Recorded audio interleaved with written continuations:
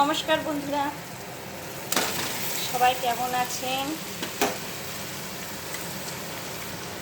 এখানে আমি ওল রান্না করছি। মশলাটা কষে নিয়েছি, নিরামিষ ওল। ওল দিয়ে পনির দিয়ে রান্না করছি। আলু দিয়ে তো আমরা খেয়েছি, এবার আমি ওল দিয়ে করব। ওলটা কষানো হয়ে গেছে, এবার পনিরটা ঢেলে দিলাম। নিরামিষ ওল দিয়ে পনির কেমন হবে বন্ধুরা বুঝতে পারছেন? দেখে কিন্তু লোভ লাগছে, ভালোই হবে না?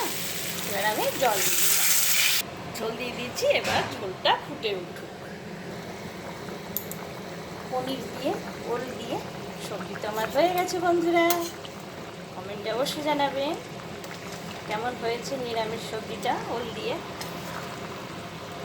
কিন্তু যে কোনো কিছু দিয়েই ভালো লাগে। আজকে আমি পনির দিয়ে করেছি, একদম নিরামিষ। আপনারা অবশ্যই ট্রাই করবেন। Thank you.